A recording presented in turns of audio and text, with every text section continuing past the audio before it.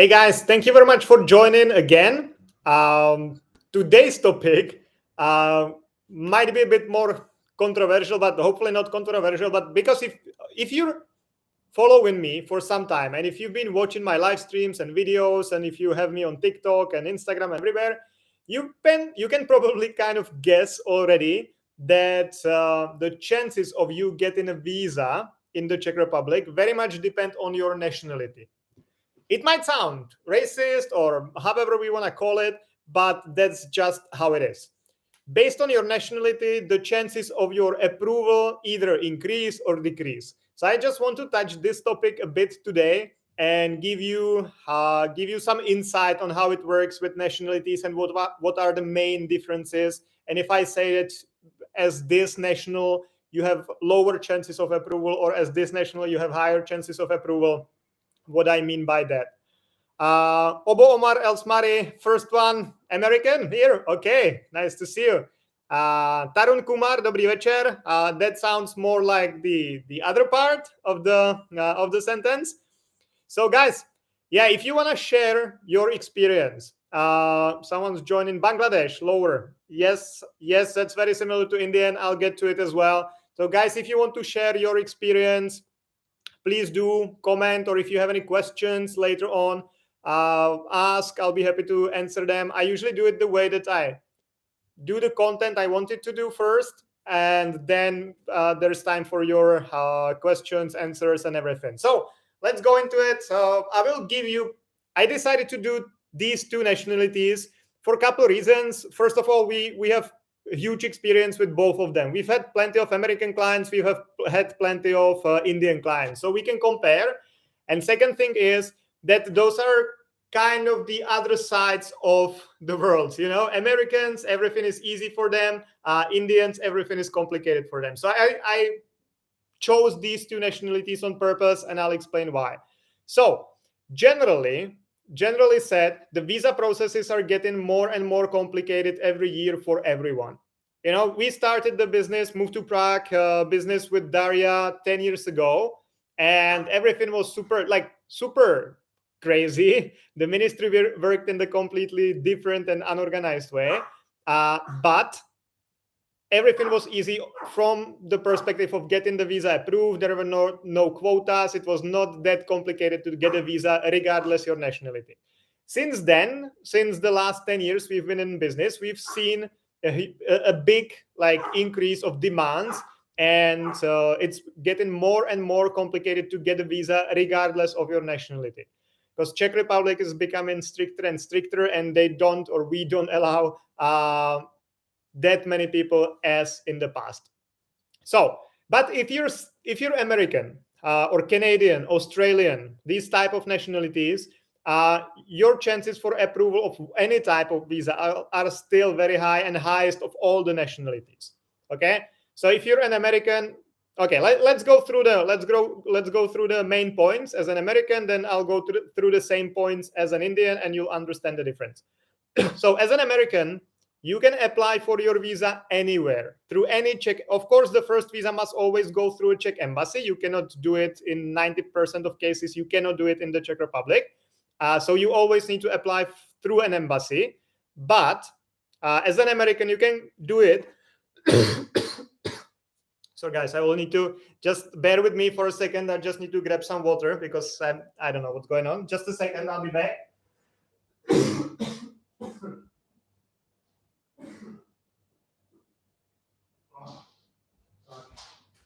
I'm running. Okay, thank you for waiting. I'm back. I don't know what's going on, so sorry. So back to the topic. So you, as an American, you anyway need to apply for your visa or residence permit through a Czech embassy. But you can do it through any Czech embassy in the world. That means that you can apply in the US, you can apply in Asia, you can apply through any Czech embassy in Europe, as long as they accept visa applications. Because there are some embassies, like in Madrid, where they don't accept visa applications, so you cannot apply there anyway. But if they accept visa applications, you can do it all around the world. That's a great advantage for Americans, Canadians, Australians, nationalities of this type. Second thing is that you can apply for any type of visa. There is no limits. Like whatever you want to apply for, whatever is available, from students to employee cards to business visas to other to like culture, everything is open to you. There are no limits. If you're an American, Canadian, Australian, any type of visa available can be approved for you. Okay, that gets us to the approval chances. As mentioned, if you're an American, if your visa application is handled well, ideally professionally through the service like we provide at Move to Prague, but also if you have some experience, you've been through the process, you know what the documents should look like and everything. If the visa application is prepared properly, then your chances of approval are pretty high for any type of visa. Again, it's changing in the last couple of years. The demands has been higher for Americans as well. But still, if you have an American passport, your chances of approval of any type of visa or residence permits are the highest of all the nationalities. Another advantage of Americans, Canadians, Australians, New Zealanders, all these, is that you can come to the Czech Republic with no visa required for up to 90 days. So you can come here as a tourist, and because you can also apply at any Czech embassy in the world, you can apply for your visa somewhere in Europe, in Berlin, Vienna, Warsaw, and you can just wait for the visa approval here. Also, there are some exceptions for Americans. So if you apply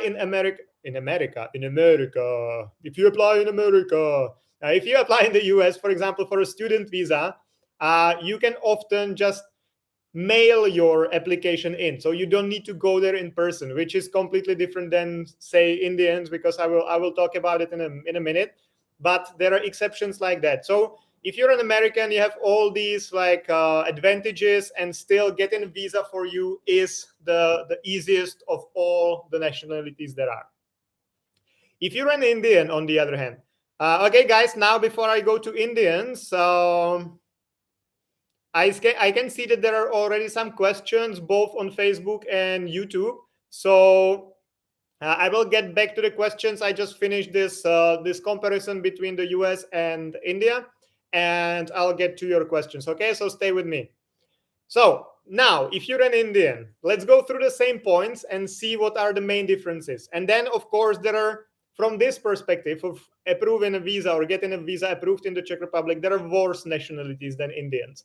But Indians, there are so many Indians in the Czech Republic, it's equal basically to Americans. I would say that there are slightly more Indians even than Americans in the Czech Republic officially. So you still have pretty high chances. On the other hand, it's way more complicated for you than for the nationalities I was talking about before. So let's go through the same thing. So first thing was for Americans that they can apply for any type of visa there is and any type of visa which is available. That doesn't really apply to Indian citizens because there are some quotas, which means that there are limits on how many people can apply for particular visa types every year. And there are also some limitations of the embassy, because as an Indian, you can only apply in India, in the country of your origin, or in the country where you hold a long-term or permanent residency. So what we often see is that you're an Indian, but you live in the United Arab Emirates, for example, or in Dubai, or in Kuwait, or somewhere. So you can apply either for whatever type of visa or residence permit, either in India, in your home country, or in the country where you live, as long as you have a long-term residence permit or permanent residence permit. So you can apply in Kuwait or Saudi Arabia or Emirates or wherever.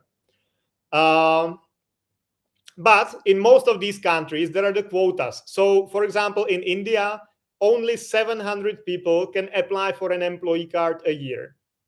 And on top of that, there are also like limits of the limits. So, for example, out of the 700 people, 700 must go through special programs for employers. So if you're an Indian and you found a job in the Czech Republic and you want to apply for an employee card, you want to come here to work, if your employer is not part of one of the special programs for employers, like highly qualified employees or qualified employees, then you cannot apply for an employee card at all, at all.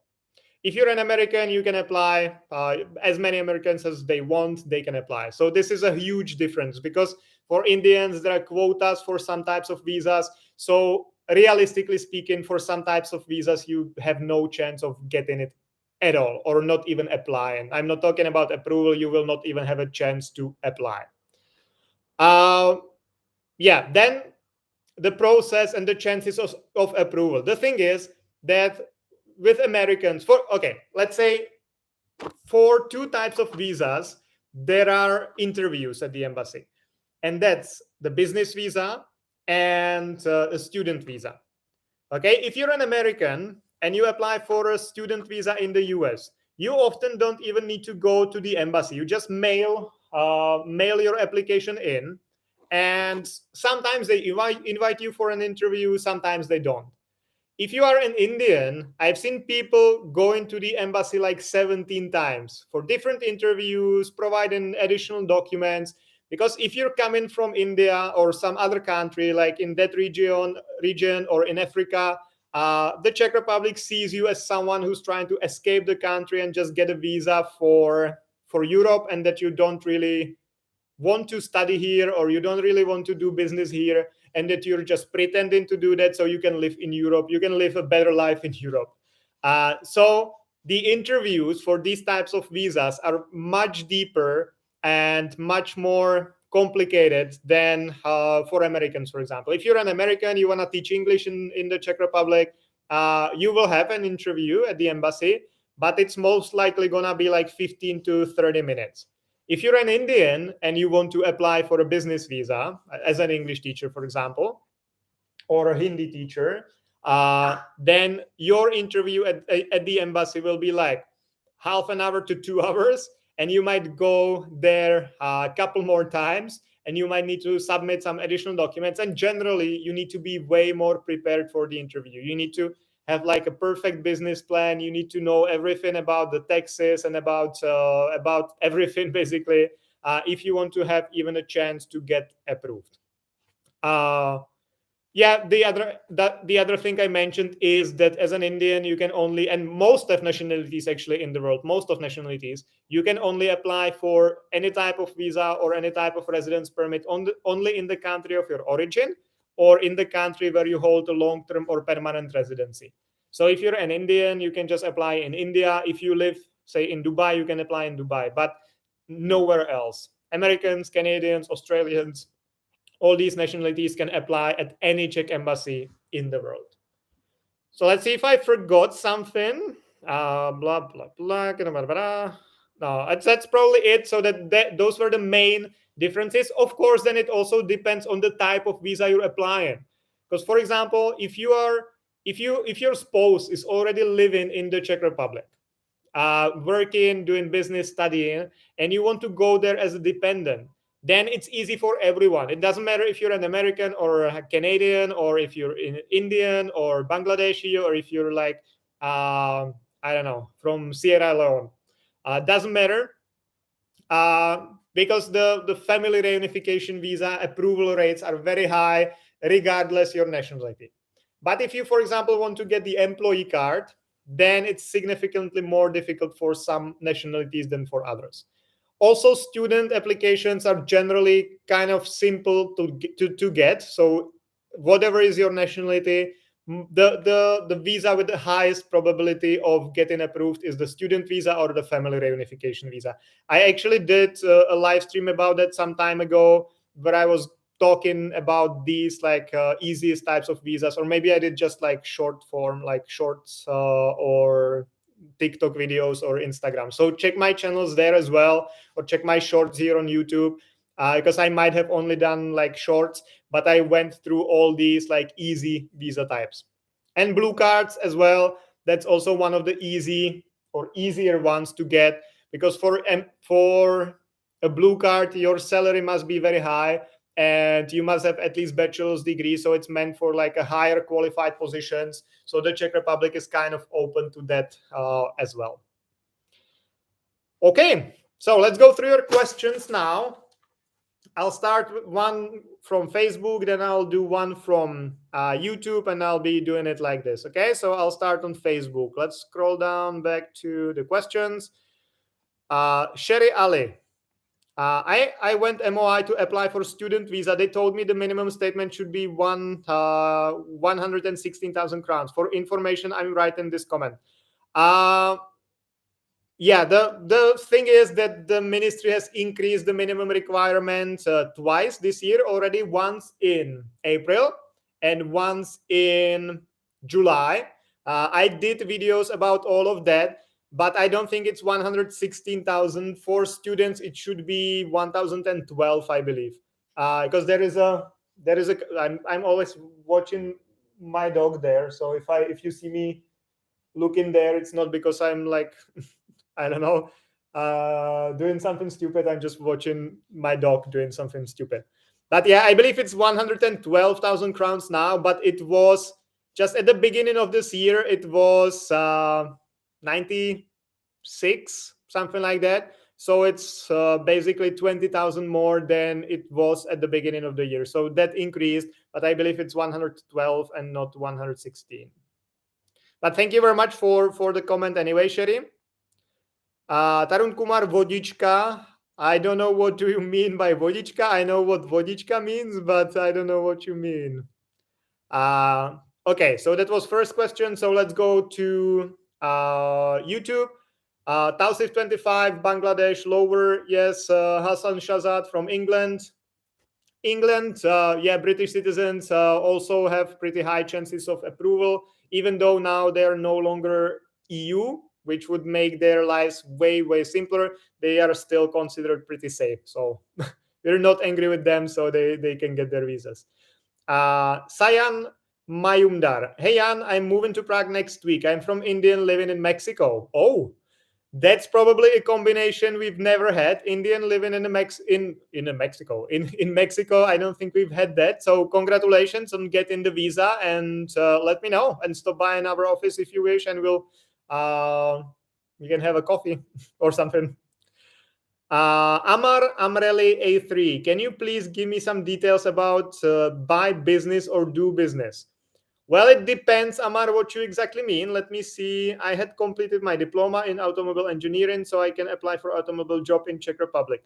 Well, this is a bit complicated. Of course, again, depends on your nationality. But if you wanted to run business in the Czech Republic and you are not here yet, okay? So if you studied in the Czech Republic, you finished your school in the Czech Republic and you want to stay, that's a different story. And I actually did a video or live stream about that like 2 weeks ago. Because you can apply for the job seeker visa and you can easily switch to business or to employment later. So that would be easy. But if you're not here, if you're not in the Czech Republic, if you didn't finish the school in the Czech Republic, but somewhere outside of the Czech Republic, then getting a business visa, especially in this field, might be pretty complicated for you because you would need to get a trade license, and then you would need to prove that your business plan for the Czech Republic is good enough to get you the visa. And then depending on your nationality and the business plan, it might get pretty complicated. So let's go back to Facebook. Another question from Facebook. This is a long one. Okay. Abu Omar El Masri. Okay, Mr. Jan, thank you for your time. I live in Poland with an employee's card, and I always would like to relocate to Czech Republic. I found a job in big company and I selected by them. So can you tell me what is the next step? Because there are a misunderstanding. The HR say to me that I come to Czech to sign contract and then apply by myself for work permit. If it refused, the contract will be cancelled. But in my idea that the company who should apply for a work permit for me. Well, no, it depends on the company. But if you live in Poland, you live in Poland, right? Yeah. So then you can, regardless your nationality, you can apply for the employee card at the Czech embassy in Poland, in Warsaw. But basically, everything is your responsibility. The employer, what they need to do first is to advertise the position you will be hired for with the labor office for 30 days. That's so-called test of the labor market, which means that the 30 days are there for Czech citizens to get the position, and only if Czech citizens don't take the position, you can apply for the employee card. So this is the first step your employer must take to post the position to the labor office. Once they do that, they can give you the vacancy number, and they can prepare an employment contract based on the vacancy. But then it's your kind of responsibility to collect all the other documents. So your diploma, proof of accommodation here, what else? Passport, photos, proof of accommodation, the obviously application form. You will need to get a criminal check from the country of your origin and from the country where you live, so from Poland, and you have to submit all this to the Czech embassy in Poland yourself. The company cannot do it for yourself. So yes, you will have to do most of the part yourself. Of course, we can help you with that to make sure that you don't make any mistakes and that it goes as smoothly as possible. So if you need any help with that, get in touch with me and we'll be happy to help. But yes, most of the things must be done by you. So back to YouTube. King Med Gaming, hello, how are you doing? I'm doing fine. Thank you very much for joining. King Med Gaming joins basically all my live streams, so that's perfect. Thank you very much. Akin Yemi.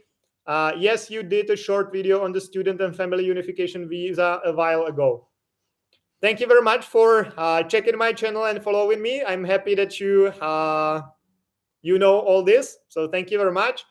Dobby, Hayan, what methods do MOI use to verify continual residence for permanent residence application, especially for family member of Czech citizens, the 2 years rule? Well, it depends. The main two things, they don't really verify that like deeply, but it depends mainly on two things. First, you must have a continuous stay, which means continuous visa.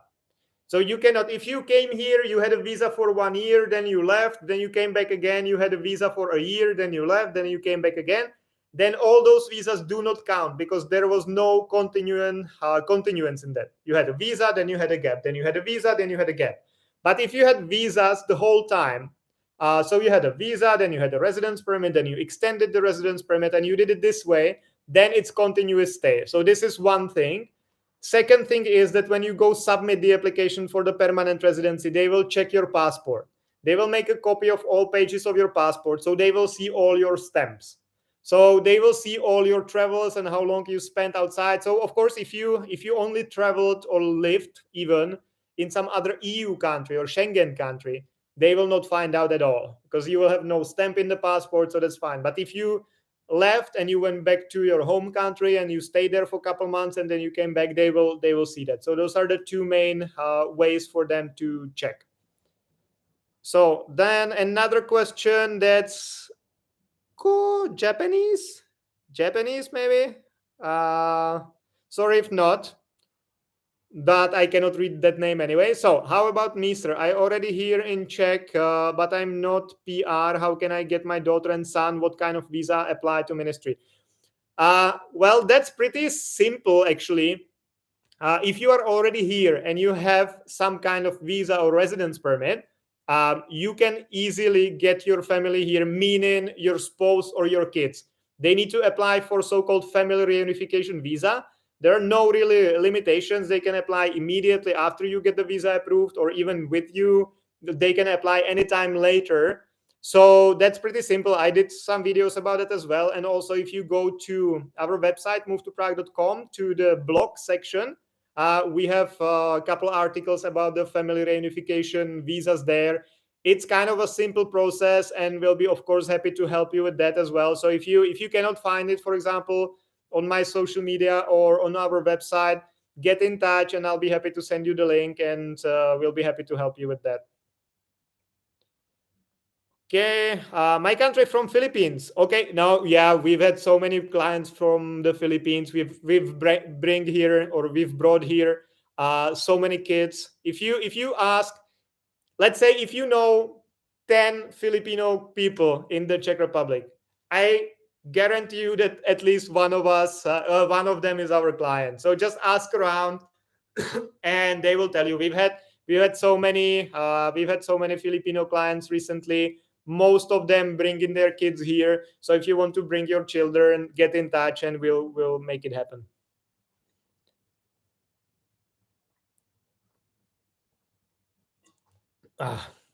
So now back to YouTube.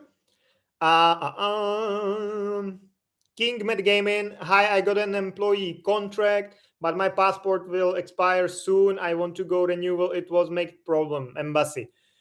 Well, depends on how soon, because if you're applying for an employee card, there is no really like a limitation for the validity of your passport, but it should obviously be valid during your during the whole approval process, and let's say at least 3 more months after, or 5 more months after you get approved. So if your passport is valid for at least, let's say, 1 more year, you're fine. You don't really need to exchange it. If your passport will expire very soon, like in a couple months, then you should exchange it. But keep in mind that your passport number might be mentioned in some of the documents. Hey, Daria.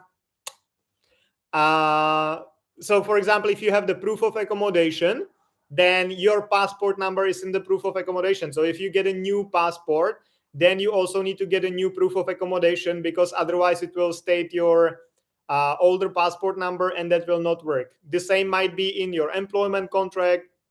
The same might be in your, for example, in the criminal check, the police clearance certificate, a PCC. So you need to keep in mind that the passport number might appear somewhere else. So if you've already applied using the old passport, don't change anything. That will only mess up the process. If you have not applied yet and your passport is not expiring in the next year, don't change it either. But if you haven't applied yet and your passport will be expiring, let's say in 6 months, then change it for sure. But make sure that the number of the passport is updated in all the documents as well. Thank you, sir. Thank you very much as well. It's been my pleasure. And I actually must say that working with Filipinos is very pleasant, because it's easy to work with you. If we say that you need this and this and this document, you get it done. You get it done swiftly, and you're always, at least from our experience, you're very grateful for everything. So it's amazing to work with you. So we'll be happy to help for sure. Dobe or Dobe, I don't know if I'm pronouncing it correctly. Hi Jan, permanent residence for family member. Passport stamping is hit or miss, as the Schengen border code exempts family members from stamping. Well, yeah. So this depends on the passport. So if you don't have any stamps in your passport, even though you might have traveled, no one will find out. At least not now. From next year or maybe the year after, the Schengen space should introduce a new system of checking everything. So like overstaying or traveling without being noticed will not be possible. But as of now, if you don't have a stamp, you've never traveled. So yes, if you don't have stamps, it's fine. If you have stamps, then the ministry will see that and they will calculate the days. Kingman Gaming, thank you so much, sir. My pleasure. Happy to help. Princess Jonas. I don't know what it means. Okay, guys. So if you have any questions, please feel free to ask, because I think I've otherwise answered everything. If I skipped someone, or if I didn't answer anything, please let me know, and I'll be happy to do that. If not, then I'll probably finish the live stream and we'll go to sleep. So I'll give you maybe, I don't know, 1 more minute. It's 29 minutes I've been talking, so 1 more minute to make it 30. And if you don't have any questions, meanwhile, I'll finish the live stream soon. And as I used to do in the beginning when I started with the live streams, at the end of the live streams, when I was waiting for questions, I was doing these weird dances like. So I might start with that again. Yeah, so guys, let's say the last 30 seconds, if you have some questions, please shoot them so I can see them and answer them. If you don't have any, and if you also have people on Facebook, if you see me doing this, that's because I'm reading the comments on YouTube. I'm live on both platforms at the same time. Emmanuel Onche, or Onche, I would say. Must I do super legalization before applying for admission? Well, this depends on the documents and on the school. For example, if for most universities you need to prove your education, that so if you're applying for bachelor's program, you need to prove that you have at least high school.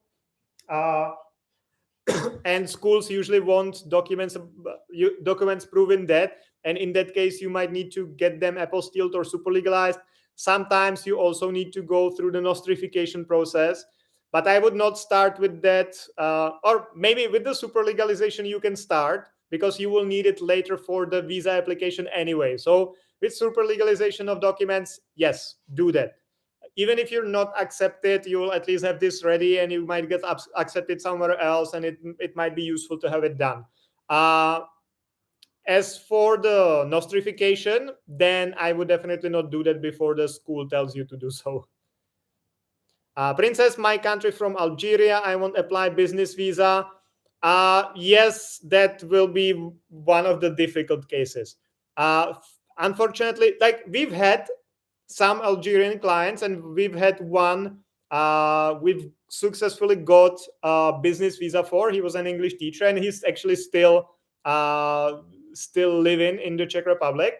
So that's it's possible for sure. But if you want to make it happen, you will need to have like a very solid business plan. So it's not like if you say, hey, I want to open a restaurant in the Czech Republic, that will not work. If you want to open a restaurant, you must come here, you must find a space for the restaurant, you must reconstruct it, have it ready.